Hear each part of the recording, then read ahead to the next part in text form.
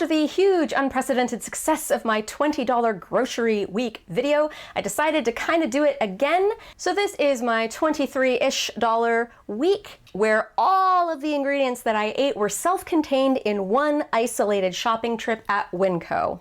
All the recipes I feature in this video are foods that I regularly ate when I was an undergrad college student, and therefore a lot of them are very meal preppy, make in advance sorts of meals, so if you're short for time and short on cash, these are for you. Now let's go shopping.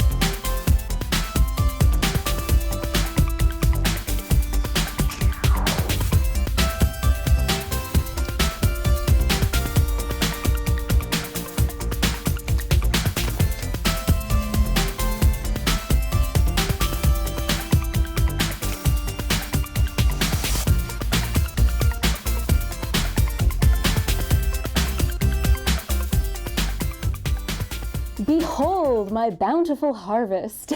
So this week, when I did the $20 week a while ago, there were a lot of complaints that, oh, I didn't buy everything and use everything in that week. I was using a lot of pantry items. I was taking into account how much all of those pantry items cost, like the price per ounce. I was taking that all into account and calculating it, but people were not satisfied by that. They're like, oh, it's unrealistic or whatever. So this time I am doing a self-contained week. Everything on this table I bought today. I am only going to be eating, my husband and I both, he's participating this time, we're both only going to be eating everything that is on this table, no more, no less. I mean, maybe a little bit less, but no more than this. What you see here is everything we're going to be eating. This is pretty much what I did eat in college. So before the week starts and we actually start eating all of the food, I'm going to go over everything that I bought and the cost of everything. I have my handy dandy receipt here from Winco, and I'm going to go over every item. So first I'm going to go over the milk because I don't want it to sit out forever and go bad. I got Winco brand milk. Back in the day in college, I drank a lot more milk than I do now. I personally, by myself, would easily drink 2 gallons of milk a week. It's not the same anymore. I did not get organic milk back then either, which is a lot cheaper, admittedly. So I did just get the generic Winco brand for this time. And my milk cost $5.15 total for these 2 gallons. And sticking with the protein theme, these packs, they're 10 chicken thighs per pack. They were super on sale, 88 cents a pound. That's a really good price for chicken. So I got 2 of them. We're each going to be eating 2 chicken thighs every day, 5 days out of the week. So 20 chicken thighs total for the both of us. This pack cost $3.58, and this other pack cost $3.51. I tried to get 2 of the cheapest ones. And while we're on protein, this is not the absolute cheapest week that a person could have. This is just a cheaper week and healthier because you're not eating a bunch of processed foods. So I splurged and I got some beef for one of my proteins. Now this is one of the cheaper beefs you can get. It's chuck, and I got it to make a beef stew. So this was $7.30. It was $4.68 per pound, that's an average-ish price for chuck. A couple weeks ago I got some chuck and I got it for $2.19 a pound. So unfortunately this one's more than twice that price, but I splurged a little bit for some beef stew. And as you'll see in the final total, we're still not spending very much money for food on the week. This beef is going to flavor the stew. It's not like we're eating it like steaks. I used to eat a lot of Oro wheat bread back in the day. Oat nut is my favorite. We're gonna toast this pretty much every single day for our breakfasts. There's 18 slices in here if you count the heels, and I do count the heels. I use the heels, I don't throw them away. But 16 like slices of bread. And again, this is not the cheapest loaf of bread that I could have got. I could have gotten Winco brand bread for cheaper. I could have gotten something else for cheaper, but I really like Oro wheat. And it was $2.18 for this loaf. For my caffeine habit, I got Irish breakfast tea. Usually I would buy many different kinds of tea and then have a variety during the week. But since this is I'm only eating everything that I buy in this one shopping trip week, I got this one box of 20 tea bags. I like having 3 bags of tea per day. So that's 3 bags per day for a 7-day week, except one of the days I'm only gonna have 2.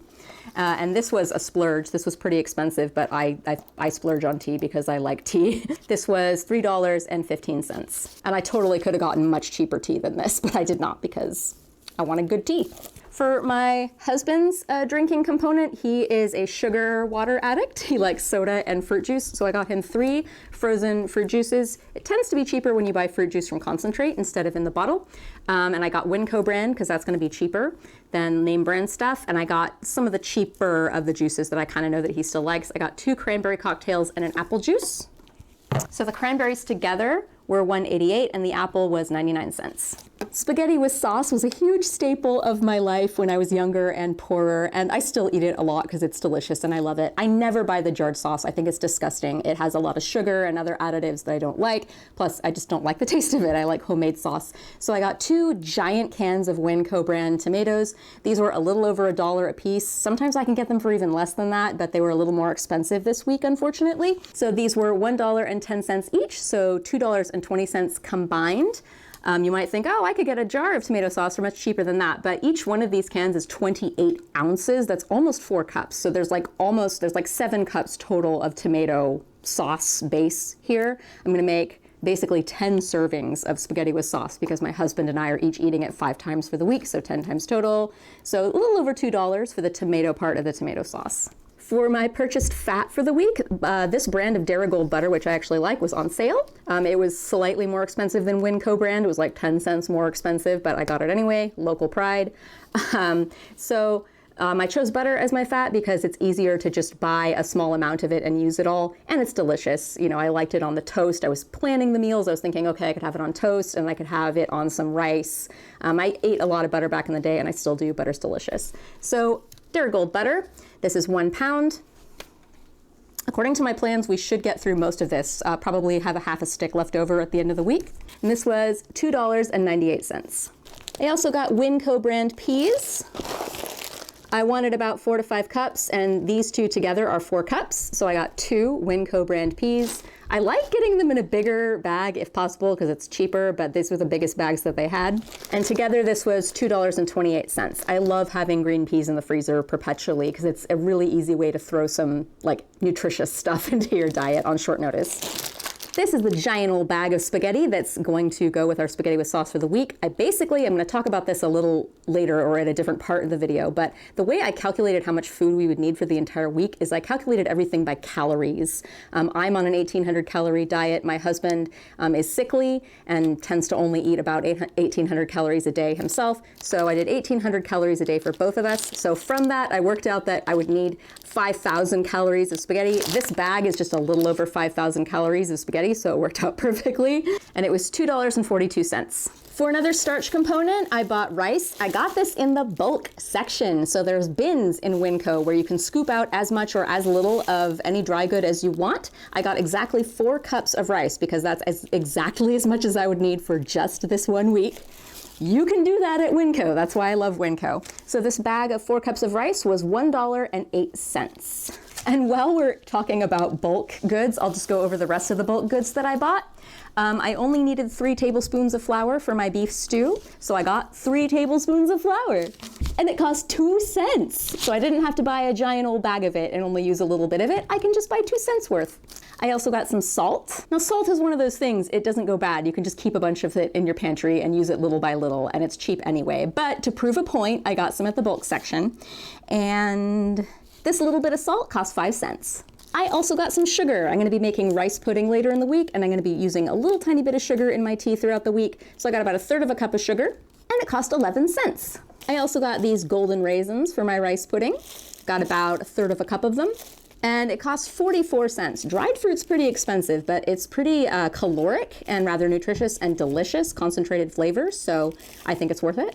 And you can't have rice pudding without cinnamon, so I got a teaspoon of cinnamon for 5 cents. I got some black pepper to season the chicken and the beef stew. This is about a tablespoon of black pepper, and it cost 18 cents. I got some thyme to go in my beef stew, and it cost 4 cents. For my spaghetti sauce, I got Italian seasoning, about a tablespoon of it, and about a teaspoon of red pepper flakes. And each one of these cost 3 cents. And then for my last day of the week, I got some popcorn because I had a bunch of butter left over I didn't know what to do with, so I decided I'd pop some popcorn to go with it. I got this in the bulk section as well. It's about 1/3 to 1/2 a cup of popcorn, and it cost 22 cents. For my produce, I got mostly seasonal and cheaper things, though I did splurge for the more expensive variety of juicy apple. My husband and I love these. It's a new variety. It's like a cross between a Braeburn and something else. It's amazing. So I got 4 juicy apples for $2.07 total. And I got 3 Granny Smiths. They tend to be cheaper, and we like them as well, for $1.17 total. For my spaghetti sauce to go with the tomatoes and the seasonings, I'm also gonna throw some butter in there. I usually throw red wine in there too, but I couldn't buy just like a 1/2 cup of red wine, so I'm leaving it out. I got a giant onion and a head of garlic. I'm gonna use some of the garlic in the stew as well. And I got another giant yellow onion for the stew, and I got 3 carrots and 2 potatoes. So the onions together were $2.22. The garlic was 58 cents. These 3 carrots together were 36 cents, so that's about 12 cents each. And these 2 potatoes together were 67 cents. So that was my haul, and I'll see you for the week. Okay, it is day 1 breakfast, and this is actually going to be my breakfast the entire week. I'm going to be making myself some milk tea. If you brew the tea in milk instead of water, it's tastier, and it's a way of getting a lot of nutrients in there. So I put in 2 cups of my milk, and then this is my 1 tea bag. I'm going to cut this open and pour the leaves in. If you just put the tea bag in whole, it doesn't steep as well, so that's why I do this. Put the heat on medium-low, and just stir to incorporate, and I'm going to gently cook this until it simmers, and then strain it, add a little sugar, and drink it. So while I am making my milk tea, I am also going to be making some iced tea to take with me to school, even though I'm not going to school. So I'm just turning this kettle of water on high, and I have a tea bag in just a Pyrex glass container. I need this Pyrex container because I'm going to pour this into a recycled bottle later for my iced tea. And this is my sugar that I got for the entire week. I'm not going to be using very much sugar in my tea, so most of the sugar is meant for the rice pudding later in the week.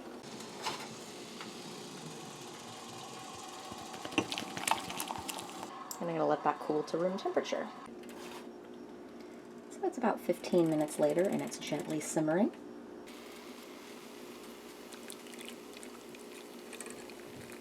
I'm going to add about a 1/2 teaspoon of sugar. It really doesn't need that much, it just needs a little tiny bit.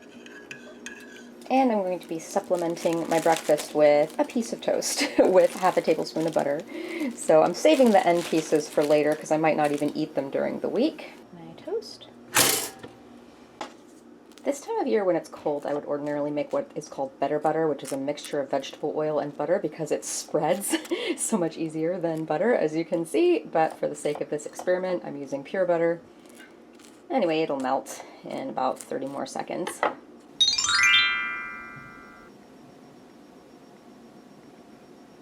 So now that the tea is room temperature, I'm just pouring it into this old Coke bottle. And if you want to take this on the go with you, a good idea is to freeze it and then take it out first thing in the morning, and then by the early afternoon it should be mostly unfrozen, but you'll still have a bit of it still frozen in there, which makes it iced tea. But since it's cold already, it's almost winter time, I'm just going to put this in the fridge and drink it later. And for my 3rd cup of tea that is not brewed in milk and not iced, I am having it just warm, either plain by itself or maybe with a little pinch of sugar. I'm going to have this one plain. And my husband does not drink the milk tea. Instead, he drinks his 2 cups of milk daily in a glass. It is the beginning of the week and I am making a giant batch of spaghetti sauce. This is going to make 10 meals for myself and my husband. So I've got one of my giant onions. I'm going to start off with 1 tablespoon of butter and I'm going to finish with probably an additional 3 tablespoons of butter at the end. And I'm using, this is what's left of my head of garlic, so I'm using about 2/3 of that head of garlic. And I'm using all of the red pepper flakes, all of the Italian seasoning, and a little bit of this salt right here, as well as these 2 giant cans of tomatoes. The peelings of this onion, like the part that's close to the root, the part that's close to the top, and the fibrous outer layer of the onion, I'm going to put into this giant yogurt container and I'm going to freeze it along with other vegetable trimmings and chicken bones throughout the week, because I'm going to make a chicken broth for my beef stew with that later on. And the rest of this head of garlic I'm saving for the beef stew. See these little end pieces right here? I'm going to pop them right in here and freeze them for later. So this papery stuff has no flavor at all, so if I had a compost I'd put it in there, but I'm just going to toss it. Don't know how well you can see it, but this layer right here, see, it's kind of oniony, but it's still kind of fibrous, and it's not very tasty or good to eat. So I'm going to peel off just this layer of the onion, and I'm also going to freeze it along with those other scraps, and this will lend some really good flavor to my chicken broth later.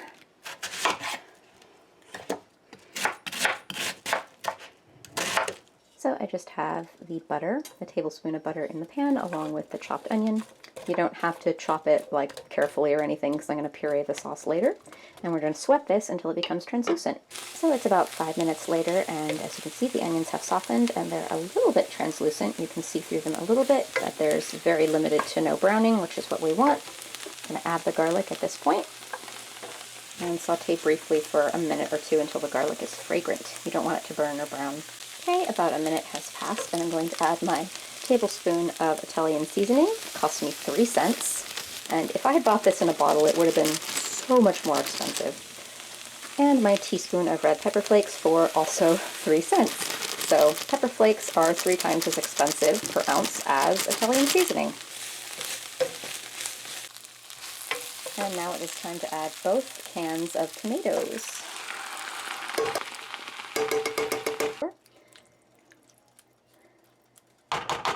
I'm going to cover this and let it simmer very gently for about an hour.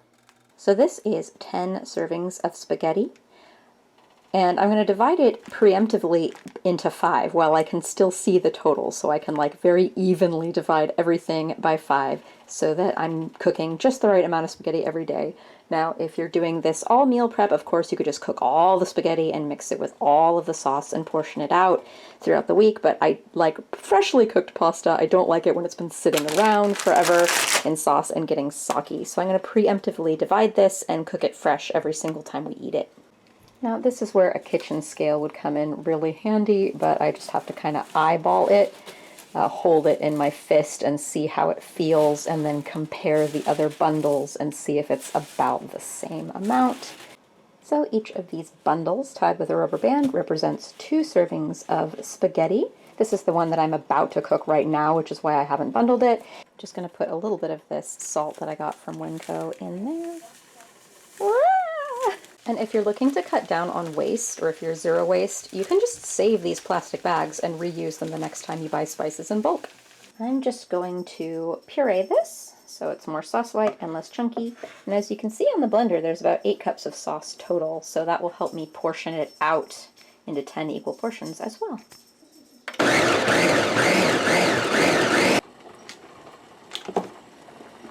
So I'm stirring in 3 tablespoons of butter. If you've been paying attention, I have not added any salt to this, and that's because the canned tomatoes have salt and the butter also has salt. And I generally don't like as much salt as my husband does in things, so he can put extra salt on his if you want to, but I'm actually fine with it the way it is. I've got my cooked 500 calories of spaghetti there, and this is a half a cup.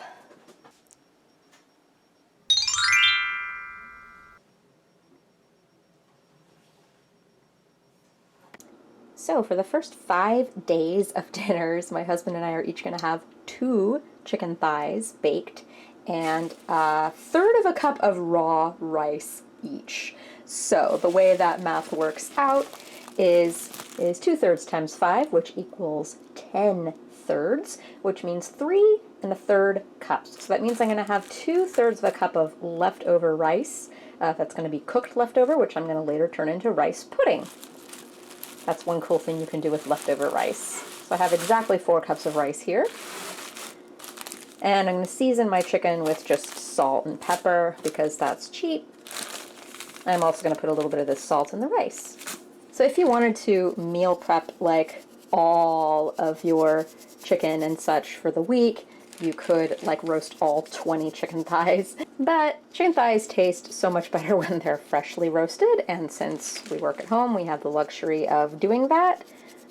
But when I was in college, I would just roast all of the chicken at the beginning of the week and eat the leftovers throughout the week, and you can of course do that too. As you can see, some of the thighs are much bigger than others. Like this big guy is probably closer to about 250 calories, not 150. This little guy is probably closer to like 100 rather than 150. So we're going to kind of mix and match to get my calorie count correct in there.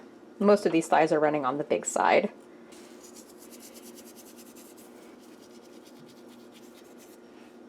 And just put them in a 350-degree oven for about 45 minutes to an hour until they're done.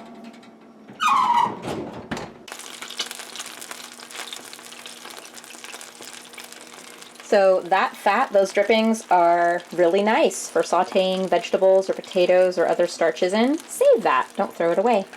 So I'm just going to microwave some peas to go with our meal for some added nutrition and flavor.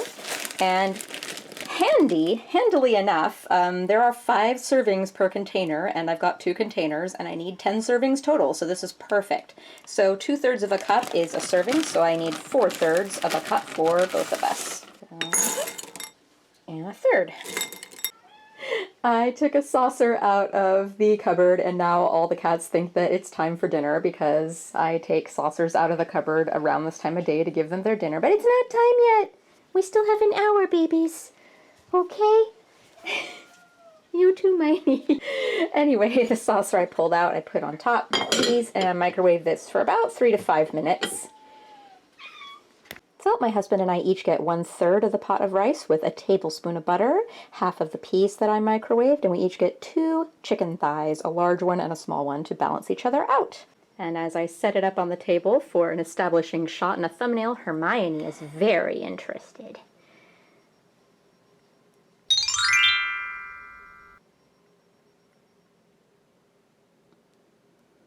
It is day 6, and I'm going to be making beef stew for dinner tonight, and it's also going to be lunch the next day.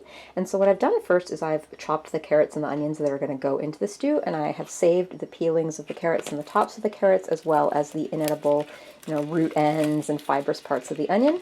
And I'm adding it to my bucket of what I've been collecting all week, the leftover, the bones from the chicken, and the other onion scraps from earlier in the week. And I'm going to boil this in some water. And I'm going to turn that into chicken broth. I'm going to put that chicken broth in my beef stew. Ordinarily you'd use some store-bought chicken broth or beef broth or wine or something, but by making my own chicken broth out of scraps, it's basically free. I also have 2/3 of a pot of rice left over. It's just the way it worked out after all of the chicken and rice, because each time we have rice we eat 2/3 of a pot of rice, so had 2/3 of a pot of rice left over. So I also have some extra milk in the queue. So what better way to get rid of it than to make rice pudding? So I'm going to add my leftover rice to this large pot, and 3 cups of my milk. And this is almost 1/3 of a cup of sugar. This is all the sugar that I have left for tomorrow, but that should be fine. It's about a teaspoon. Have that in my milk tea tomorrow. And I just have this on medium-low heat, and I'm going to heat it and stir it until the sugar dissolves and break up the rice a bit. And rice pudding is pretty simple. I actually have a video of myself making it somewhere on this channel, and I'll probably put a card up if I remember. Anyway, rice pudding is simple. You just take leftover rice and you cook it in milk and sugar and any other flavorings you want to do. I'm just going to use a little bit of cinnamon that I got at Winco.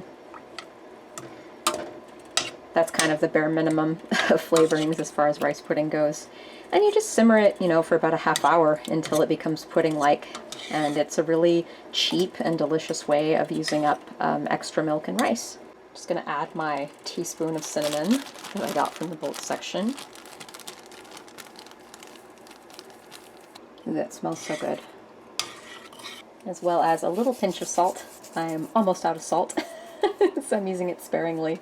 So it's about 20 to 30 minutes later and the pudding is almost done. I'm just gonna add the golden raisins.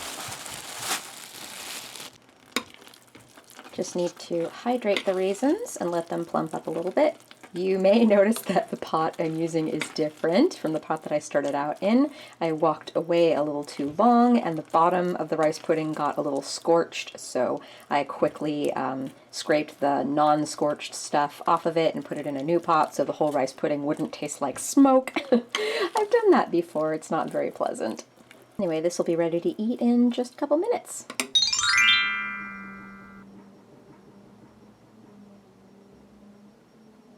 It's about 3 hours later and we have chicken broth. I'm just going to strain it into this bowl. I'm going to put this back on the heat and I'm just going to discard these bones and vegetable scraps, which I would have thrown away anyway, but this way at least I'm getting some extra use out of them. And I got broth. So meanwhile, I put the pot back on and I'm just going to add about a teaspoon, half a teaspoon of the rendered chicken fat from when I roasted the chicken thighs.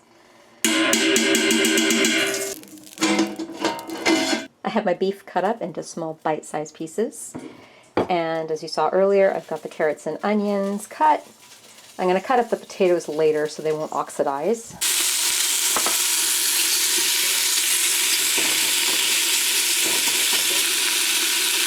So ideally I'd be doing this in a heavy bottomed Dutch oven or something and really browning the beef in batches, but I'm lazy today, so I'm just kind of dumping everything in.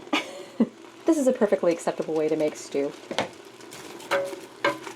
The flavor will be a bit different, but still good. I'm going to add the potatoes during the last half hour or so of cooking because I don't want them to turn to mush and completely dissolve into the stew, but I kind of do want the onions to dissolve to mush. And the carrots will hold their shape pretty well. Adding the rest of the head of garlic, as well as the thyme and the rest of the black pepper. Once the onions are translucent, I'm going to add the broth and then simmer for about 3 hours. So the meat is tender, so I'm just adding all the potato. And I'm going to simmer it until the potatoes are tender and then thicken the stew, adjust the salt, and eat it, which is good because I'm hungry. The potatoes are tender, so it's time to thicken the stew. I have 3 tablespoons of butter and the 3 tablespoons of flour that I bought at the bulk section of Winco for, what was it, like 2 cents? It was cheap, whatever it was. And this is kind of like a reverse roux. If you're familiar with roux, often you'll start with a roux in a pot and then you'll add liquid to it and the roux will thicken your liquid. But if you already have a liquid, which I do in this case, it's a stew, this is a good way to thicken it other than cornstarch and water. And you want about a tablespoon of butter and flour for each cup or so of liquid, depending on how thick you want your thing. So I'm just pouring a little bit of the stew in here to get it started. Look how thick that is, it's like gravy. And then I'm going to pour the rest in.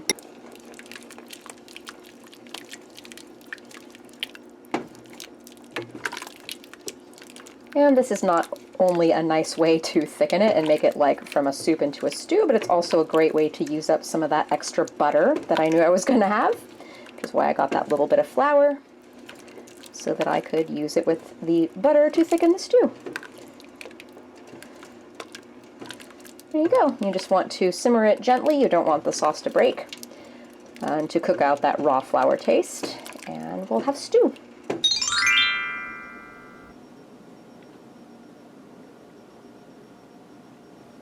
Okay, and I'm on to my final meal of the week. I'm just going to make myself some buttered popcorn.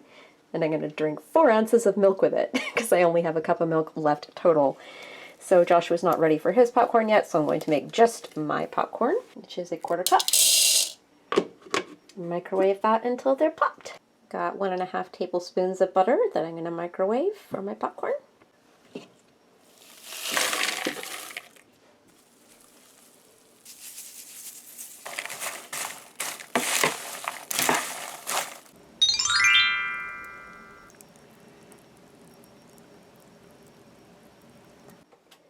So it is now day 8, and I just want to show you guys the food that I have left over. This is about 1/3 cup of popcorn kernels. As it turns out, I meant to get only about 1/2 cup of popcorn, but I got about a whole cup of popcorn instead. Really hard to control how much popcorn is coming out when it's like dropping from above. And I have about 3 tablespoons of butter left as well. So this is enough to make like another like pretty big bowl of popcorn and still have like a tablespoon of butter left. And then I also have almost 8 ounces of rendered chicken fat.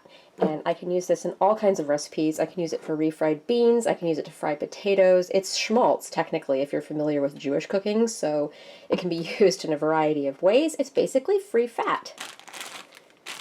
So I had breakfast, lunch, and dinner and snacks 7 days for myself and my husband, and we have a big snack and some cooking fat left over. So we did it! We made it through the week. Again, I think calculating all of the calories in advance is really, really important when you're doing a week like this, because you don't want to run out of food and then starve. I notice in a lot of I've watched a few $10 a week videos made by other people, and they're like complaining about being hungry and stuff, and I look at their portions and I'm like, yeah, that's not enough calories. So it's really important to count your calories as you're going along. So thanks for sticking around to the end of the video.